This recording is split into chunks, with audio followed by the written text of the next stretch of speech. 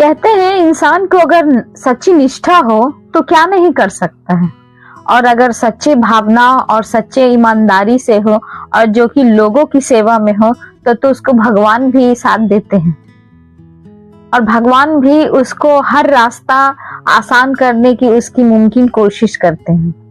इसी बात पे एक नागपुर गांव था, उसकी कहानी सुनाती हूँ, सुनिएगा। नागपुर गांव में एक केशव नाम का एक व्यक्ति रहता था।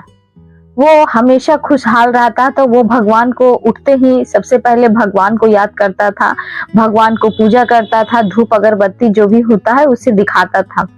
उसके बाद वो अपने दिन के दिनचर्या में लग जाता था। उसकी पत्नी भी भगवान पे अच्छी निष्ठा रखती थी और भगवान की पूजा किया करती थी। उसके गांव में हरियाली रहते थे, हरे खेत, हरे सारे, मतलब उसे किसी भी चीज की तकलीफ ना थी। वो हमेशा भगवान को खुश देखता था और खुशी में खुश रहना के लिए चाहता था। उसका एक बेटा भी था जिसका नाम राजू था। तो उसने, और उसके दो बेटे थे, एक का नाम राजू था, एक का नाम छोटा बेटा ही था, छोटा ज्यादा नहीं था। दोनों ही अपने पिता के साथ भी खेती बाड़ी का काम करता था। तो एक दिन की बात है, उसके खेत में हरियाली, गेहूं फसल अब एकदम लहलहा रहे थे। वो कुछ दिन बाद वो गेहूं पक जाते, अनाज पक जाते, बस पकने ही वाले थे कि गांव में मानो की खुशहाली छा रही थी। लेकिन हुआ क्या कि कहते हैं ना कि भगवान की नीति कुछ कुछ कभी कभी मंजूर ना होती है और होने को कुछ हो जाता है कुछ। तो इसी बात पे होने की कुछ हो गया कुछ। तो जैसे ही फसल पकने वाली थी कि कुछ समय लगते, 2-4 दिन बाद में फसल पक के कट जाते, लेकिन उसी बीच में इतनी बारिश हुई कि पहले तो लोग समझे कि ऐसे ही बूंदाबांदी है, खत्म हो जाएंगे। लेकिन 3 दिन तक वो लगातार बारिश होती रही, मानो घर में बाढ़ की परिस्थिति बन गई और उसके पास उसके कोई चारा ना रहा। बहुत सारे लोग तो मर गए और कुछ लोग गांव में बचे जो कि वो भूख, और जब घर व्यस्त होता, अस्त व्यस्त हो जाता है, तो समझिए कि एक उजाड़ की आपदा जिसे कहते हैं वो आपदा आ गई थी। वो आपदा से बहुत सारे लोग उभर पाए थे और बहुत सारे लोग उसमें ही जूझ कर मर गए थे। उसमें परिवार केशव भी था, उसका भी एक बेटा वहां पर गुजर गया था। लेकिन केशव का एक बेटा जो छोटा वाला था वो बच गया था, राजू था, वो गुजर गया था। लेकिन उसका जो छोटा बेटा था वो जीवित था। तो एक बेटा ये, लेकिन फिर भी भगवान से कभी उसने कभी शिकायत नहीं की। लेकिन हाँ, सोचता था कि बताओ, हमारे घर में, हमारे गांव में, घर तो कभी सोचा ही नहीं उसने, हमेशा गांव के बारे में ही सोचा कि हमारे गांव में इतनी खुशहाली रहती थी और आज ऐसी स्थिति आन पड़ी है कि मानो दाने दाने के लिए तरस गए हैं। उस गांव का एक दिन पंच वाले ने पंचायत बैठाई और उसने कहा कि चलो राजा के पास चलते हैं, जो कि राजा बहुत दूर में रहता था। उसने कहा कि राजा के पास चलो और राजा अगर हमारी मदद कर दे तो अच्छा होगा। लेकिन केशव ने कहा कि अगर राजा न्याय प्रिय ना हुआ तो, उसने हमारी भावनाओं को नहीं समझा तो हम क्या करेंगे। फिर भी उसने कहा ठीक है चलो। और ऐसी आपदा आने के बाद मानो कि सुखाड़ से भरा हुआ था। अब सुखाड़ जो हो जाता है तो जानते हैं ना कि जब बंजर जमीन हो जाती है तो उस पे पानी जब तक नहीं आता तब तक खेत हरियाली नहीं होती है। उसी रात केशव ने भगवान को याद करते हुए वो आराम से सो रहा था और सोते सोते से गहरी नींद पड़ गई। उसे गहरी नींद पड़ गई तो उसका मन तो अशांत था। उसे एक स्वप्न में दिखा कि एक महात्मा वो कहीं जा रहा था, उसे एक महात्मा दिखे जिसके पीछे रोशनी की प्रकाश, पूरा प्रकाश उसके पीछे फैला हुआ था। उसने उस महात्मा को रुक कर प्रणाम किया और उस महात्मा से पूछा कि महात्मा जी, मैं इतनी तकलीफ में हूँ, मैं अपने गांव की रक्षा कैसे कर सकता हूँ। तो महात्मा के चेहरे पर एक तेज और एक मतलब शांति का अनुभव था। उसने कहा कि तुम चिंता मत करो, यहाँ से कुछ दूर गांव पे जाने के बाद एक पहाड़ मिलता है। पहाड़ के अंदर जंगल है। जंगल के अंदर एक माँ संतोषी का मंदिर है। तुम वहां पे जाओ, तुम वहां जाके दर्शन करो, तभी सभी चीज ठीक हो जाएंगे। और इतना बोलते हुए उसकी नींदें खुल गई तो वह चौंक गया और वो अपना पत्नी को सारी कहानी बताया कि देखो जी, मैंने ऐसा ऐसा सपने में देखा है। उसकी पत्नी ने कहा, जी आप जाओगे वहां? जो वहां तो बहुत जंगल झाड़ रहते हैं, मैंने सुना है कि वो जंगल दैवीय है और उसमें जंगली जानवर भी रहते हैं। लेकिन केशव ने कहा कि नहीं, मैं अपने परिवार के लिए जरूर जाऊंगा और वहां जाके मिलूंगा संतोषी माँ की पूजा जरूर करूंगा। तो बोला ठीक है। उसके बाद उसकी पत्नी ने तैयार हो गई और पत्नी ने कहा ठीक है जी, आप जाओ, मैं घर को संभाल लूंगी और आप होकर आओ। जब वो वहां से जाने लगा तो उसकी पत्नी ने उसके खाने के लिए कुछ सत्तू, कुछ रोटी बांध दी और केशव ने एक लाठी लेके गांव के लिए चल दिया। जब चलने लगा तो एक गांव से दूसरे गांव गया और उस जंगल के प्रवेश करने के द्वार पर चलने लगा। जैसे ही जंगल के अंदर प्रवेश करने के बाद कुछ दूर जाता है तो उसे अनुभव होता है कि कोई उसके पीछे मतलब अंध शक्ति चल रही है, मानो उसके पीठ पे जैसे सवार हो, और वो उसे भारी भारी सा महसूस हो रहा है। और चलते चलते जब रात हो गई थी तो उसे कभी लग रहा था कि पेड़ के छांव कोई मनुष्य खड़ा है जो कि उसे भयभीत करना चाहता है। वहां अनेक तरीके के आवाजें आ रही थी, कभी फुसफुसाने की, कभी पत्तियों की सड़सड़ाहट की, कभी जानवरों की। लेकिन फिर भी केशव भयभीत ना हुआ और वो चलते ही चल गया। उसे चलते चलते बहुत दूर जब चल गया तो उसे थकावट महसूस हुआ, तो उसने सोचा कि थोड़ा देर यहाँ पे विश्राम कर लो, फिर वहां पर जाऊंगा। तो जब वो जाने के लिए तैयार हुआ तो उसे आंख लग गई और उसने कहा कि उसे नींद में एक सुंदर स्त्री उसे दिखाई दिया। वो नींद ना थी, वो उसकी वास्तविक कल्पना थी। कल्पना भी नहीं, उसकी वास्तविकता थी। उसने वास्तविकता थी कि उसने कहा कि आप यहाँ पे क्या कर रहे हैं? तो उसने कहा कि मैं वन देवी के यहाँ माँ संतोषी की पूजा के लिए मैं वहां जा रहा हूँ। तो सुंदर स्त्री ने कहा कि क्यों जा रहे हो आप मेरी महल में चलिए, आप वहां विश्राम कीजिएगा, अच्छे अच्छे पकवान और भोग खाइएगा और आप वहीं रहिएगा।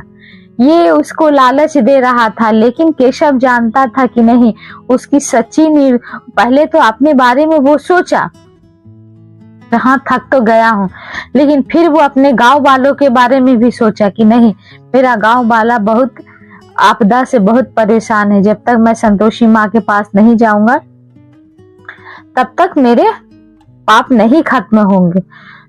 उसके बाद उसने कहा कि नहीं देवी, मुझे क्षमा कीजिए, मैं आपके साथ नहीं चल सकता हूँ। तो उसने कहा कि तुम क्यों नहीं चल सकते? बोलता नहीं देवी, मुझे माँ संतोषी से मिलना है, मुझे माँ संतोषी के पूजा करना है, इसलिए मैं माँ संतोषी के पास जा रहा हूँ। उनकी सभी कष्टों से दूर कराने वाली वही मेरी संतोषी माँ है, जो मुझे सारे कष्टों से दूर करेगी। वो सुंदर स्त्री इतनी क्रूरता हालत में हो गई और उसकी आवाज में इतनी भयानकता थी कि मैं तुम्हें यहाँ से जाने नहीं दूंगी और मैं तुम्हें यहाँ पर जान से मार डालूंगी। उसने जब उसका चेहरा और रूप को बदलते हुए देखा तो वो समझ गया कि वो वन पिचासनी है। वो कोई सुंदर स्त्री नहीं, वो वन पिचासनी थी जिसे वो मिल रहा था। लेकिन ये सब भी सुनते हुए उसने कुछ नहीं कहा और उसने भगवान का नाम लिया।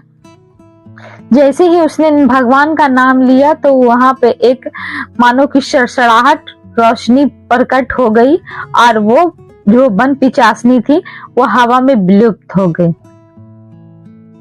उसके बाद उसने भगवान का नाम लेते हुए आराम से वो किया और फिर वो चलने लगा।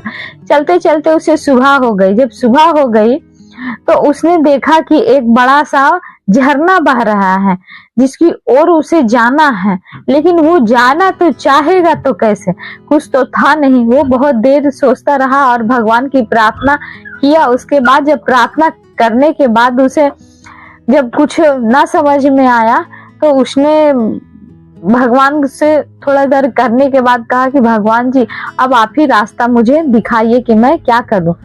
तो उधर से देखा कि एक विशाल बड़ा मगरमच्छ उस तालाब में आ रहा था। उसने देखा कि वो केशव देख के डर गया, लेकिन जो मगरमच्छ था उसने मनुष्य की आवाज में बोला कि हे केशव तुम कहाँ जाना चाहते हो। तो उसने कहा कि मैं उस नदी के पार जाना चाहता हूँ। तो उसने कहा कि हे केशव मैं तुम्हें लेके चलूंगा। बोले तुम ऐसे आवाज से कैसे बोल सकते हो। बोला मगरमच्छ ने कहा कि जिस जगह तुम जाना चाहते हो मैं तुम्हें वहां पहुंचा दूंगा। तुम माँ संतोषी के मंदिर जाना चाहते हो, मैं तुम्हें ले चलूंगा, लेकिन पहले मेरे सवालों का जवाब दो, फिर मैं तुम्हें ले जाऊंगा। उसने कहा ठीक है, सवाल कीजिए। उसने कहा सबसे शांति किस चीज में मिलती है ये मुझे बताओ। तो केशव तो पहले कुछ देर के लिए चुप हो गया। उसके बाद उसे बहुत देर के बाद उसे धन संपत्ति दौलत ईर्ष्या भाव सभी चीज आए दिमाग में, लेकिन वो सबको दरकिनार करते हुए कहा कि सबसे सच्ची शांति आस्था में है, क्योंकि इंसान आस्था में जब तक रहता है वो तब तक आराम करता है। इसलिए सबसे शांति आस्था में ही, इसके अलावा वो शांति कहीं और नहीं मिलती है। तो मगरमच्छ ने कहा कि तुमने एकदम सटीक उत्तर दिया है, तुम मेरी पीठ पे बैठ जाओ और मैं तुम्हें इस नदी से पार करा देता हूँ। उसने उस नदी के पास पार करा दिया। कुछ दूर चलने के बाद उसे एक झोपड़ी मिली जिसमें विधवा औरत रहती थी। विधवा माता बोल के उसे सब बुलाते हैं। उसने बुलाया और उसे खाने को फल दिया। मानो फल देने के बाद जब वो फल खाया तो लगा केशव की सारी थकावटें दूर हो गई। सारी थकावटें दूर हो गई और वो आराम से बैठा और कहा कि माता आप यहाँ पे कौन हो। तो बोला मैं वहां पे क्या हूँ वो तुम्हें मत जानो, मैं वो हूँ जो कि माता की सेवा में आने वाले हर व्यक्ति का मैं आदर नमस्कार करती हूँ और उनकी सेवा करती हूँ। तो बोला कि ठीक है माँ, मैं अब आगे निकलता हूँ। बोले ठीक है तुम निकलो, लेकिन कुछ दूर चलने के बाद तुम्हें यहाँ से एक ये क्या बोलता है गुफा मिलेगा। गुफा में एक राक्षस रहता है। अगर वो राक्षस तुम्हें किसी भी तरीके से बहलाए या बहकाए तो तुम उससे नहीं डरना, वो तुम उसे एकदम विनम्रता पूर्वक उससे बातें करना, वो खुद ब खुद तुम्हारे पीछे ये हट जाएगा। बोला ठीक है विधवा माता। जैसे ही वो आगे बढ़ा, चलते चलते चलते चलते उसे एक गुफा मिली। जैसे ही गुफा में अंदर घुसा तो देखा गुफा में कुछ दिख ही नहीं रहा था, गुफा अंधकार। और उसके बाद जब उसने पूछा कि अगर कोई है यहाँ पे तो आवाज दो मुझे, तो उसने देखा कि कुछ देर बाद दो लाल लाल आंखें जैसी दिख रही उसे। उसके बाद उसने देखा कि एक विकराल काला रूप मानो कि राक्षस जैसे दैत्य खड़ा हुआ है। उसने उस दैत्य ने कहा कि तुम यहाँ पर क्यों आए हो और मैं तुम्हें यहाँ पर खा जाऊंगा। बोला नहीं दैत्य महाराज, मैं तो यहाँ माँ संतोषी से मिलने आया हूँ और मुझे आप क्षमा कीजिए।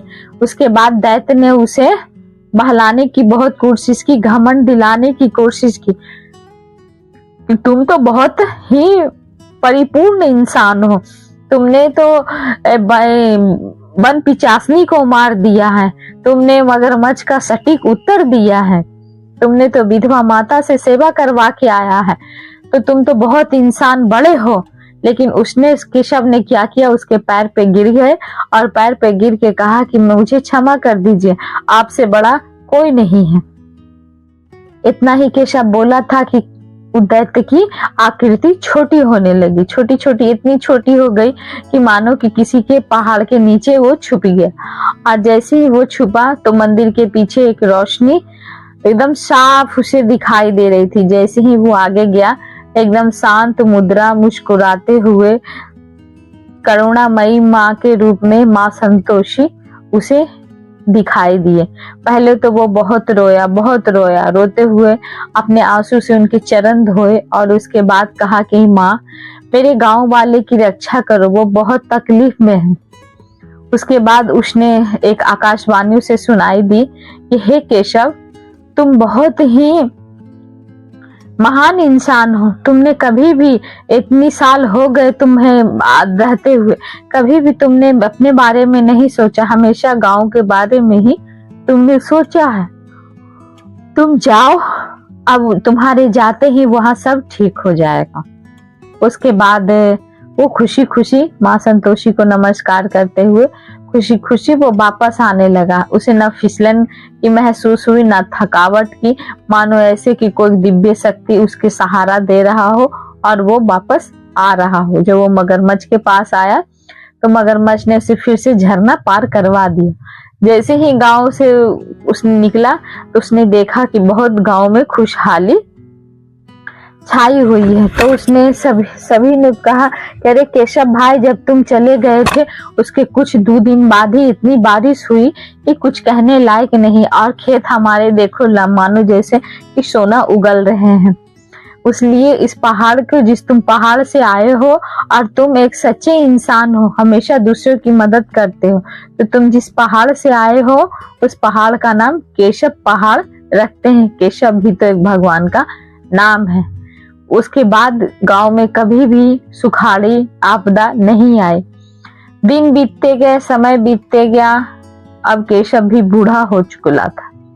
उसका बेटा जो था, उसका बेटा का नाम भोला था।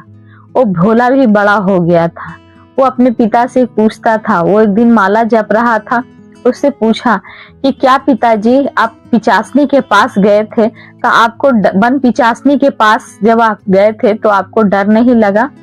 केशव ने मुस्कुराते हुए कहा, क्यों डर लगेगा, जब भगवान हमेशा आपके साथ हो तो कभी किसी चीज से डरने की जरूरत नहीं होती है। और तुम अगर सच्चे मन से भगवान की इच्छा से रखोगे तो भी तुम्हें भी भगवान साथ देंगे। ये बात भोला के दिल में घर कर गई और वो जहाँ पिता के नक्शे कदम पर ही चलता था। कुछ दिन बाद ये बात भोला के दिल में घर कर गई और कुछ दिन बाद केशव का देहांत हो गया। केशव का देहांत हो गया, कहानी यही खत्म नहीं होती है। कहानी तो अभी उनकी पीढ़ियों पे चलना बाकी था। कहते हैं ना कि जब तक पीढ़ी रहती है तभी तक समझ में आता है, लेकिन आज की पीढ़ियां वो क्या जाने गए कि हाँ कैसे पूजा पाठ किया जाता है। तो पहले के लोग जो केशव के गांव के थे, वो बूढ़े बुजुर्ग सभी कहानियां सुनाते थे कि एक केशव ऐसा ऐसा करता था, उसी से हमारे गांव में कभी भी आपदा नहीं होती थी। ये बात दूर दूर तक बीत गए और केशव का बेटा भोला भी था जो बड़ा हो गया था। अब वो सभी को ऐसा ही बुद्धि और ज्ञान देता था और अपने पिता के नक्शे कदम पे चलता था।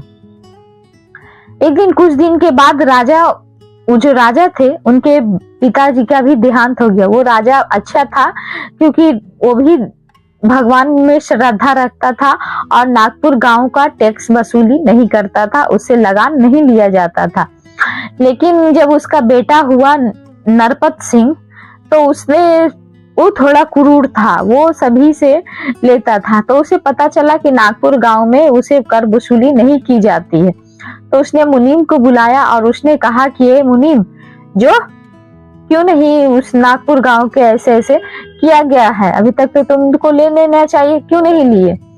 तो उसने कहा कि देखिए महाराज, जो आपके ही पिताजी जो थे वो नागपुर को बहुत ही भगवान का आशीर्वाद समझ के उसे मानते थे और उसकी दयनीय स्थिति भी बहुत अच्छी है। इसलिए के वो केशव नाम का एक व्यक्ति था, उसने अपनी सारी कहानी उसे बताया। लेकिन जब उसका बेटा जो था नरपत सिंह, उसने कहा कि मैं इसे नहीं जानता हूँ और मुझे भगवान में भरोसा नहीं है अगर इतने ही अच्छे काम किए हैं तो लाए, उसे दुगना क्या उसे 4 गुना वसूली करनी चाहिए कर को। उसने कहा महाराज आप ऐसा नहीं कीजिए, आप पे बहुत भारी संकट आ जाएगा। लेकिन नरपत सिंह ने नहीं माना और वो वसूली के लिए तैयार हो गया। जब ये बात नागपुर गांव में पहुंची तो भोला भी परेशान हो गया। उसने सोचा कि क्यों ना उससे जाके मिल ही जाए। तो उसने गया राजा से मिलने के लिए, तो राजा से उसे मिलने नहीं दिया गया। तो वो 1 दिन 2 दिन 3 दिन 4 दिन वहीं पे वो खड़ा रहता। खड़ा रहने के बावजूद भी उसे भगवान के सामने, राजा के सामने उसे मिलने नहीं दिया। एक दिन सेनापति उसके आया और उसने कहा मैं तुम्हें मिलवा देता हूँ, तुम मुझे पैसे दे दो, मैं तुम्हें मिलवा दूंगा, मेरी पॉकेट गर्म कर दो। तो पहले इसने सोचा कि क्यों ना कुछ पैसे देके कुछ काम को कर लिया जाए। लेकिन फिर उसे अपने पिता की बातें याद आई कि बोले नहीं, मेरे पिताजी हमेशा कहते हैं कि गलत का रास्ता कभी मत चुनो, देर लगेंगे दुरुस्त होंगे। इसलिए कि वो नहीं दिया पैसा। तो उसने कहा कि ठीक है मत दो, नहीं देते हैं तो देखते हैं कौन तुमको मिला देता है राजा से, मैं तो नहीं मिलाऊंगा कभी। तो उसने कहा ठीक है देखता हूँ, भगवान मेरी जब प्रार्थना लेंगे स्वीकार करेंगे तो ही मैं मिलने जाऊंगा उनसे। वैसे ही जद्दोजहद में वो राजमहल के दरवाजे पर बैठ के वो गीत गाता रहता था, वो सुनाता रहता था, दोहे पढ़ता रहता था। वैसे करते करते वो धीरे धीरे बहुत ही मशहूर होते गया। मशहूर होने के बाद उस बाद एक राजा की उस पे बात पहुंची। तो उसने बुलवाया उसको महल में, बोला तुम मेरे महल के दरवाजे पे दोहा क्यों गाते रहते हो और बहुत अच्छा गाते हो, तो सुनाओ। तो उसने दोहा सुनाया और कहा मांगो, क्या मांगते हो। बोला महाराज मैं आपसे कुछ मांगना नहीं चाहता हूँ, मैं बस इतना ही चाहता हूँ कि नागपुर की कर वसूली थोड़ी आप कम कर दी जाए, नहीं तो हमारे गांव वाले भूखे पेट मारे जाएंगे। उसने कहा ठीक है, तुम्हें भगवान में बहुत श्रद्धा है, बहुत विश्वास है ना, तो मैं तुम्हें एक काम देता हूँ, उसको कर दो। अगर वो काम हो जाएगा तो मैं सब कभी भी वसूली नहीं लूंगा।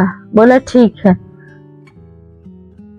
नरपत सिंह ने उसे गांव एक छोटा सा बागीचा दिखाया। बोले देखो ये मेरा बागीचा है, ये श्रापित है बागीचा, इसमें कभी भी फूल नहीं बरसते हैं। तुम इसमें इस बंजर जमीन है और इसमें तुम अगर फूल उगा दो या फिर खेती करा दो तो मैं मान लूंगा, लेकिन वो 7 दिन में। बोला ठीक है महाराज मैं कोशिश करूंगा, बाकी भगवान की मर्जी है। उसने भगवान से कभी ये नहीं कहा कि हाँ इसमें उपजा दो। उसने सोचा कि भगवान कहते, हमारे पिताजी कहते हैं कि भगवान पे कभी किसी चीज को छोड़ो मत, करनी आप अपनी करते रहो, भगवान की इच्छा होगी तो उसमें जरूर फल दे देंगे, लेकिन कर्म तो पहले करो, बिना कर्म किए फल भगवान नहीं देते हैं।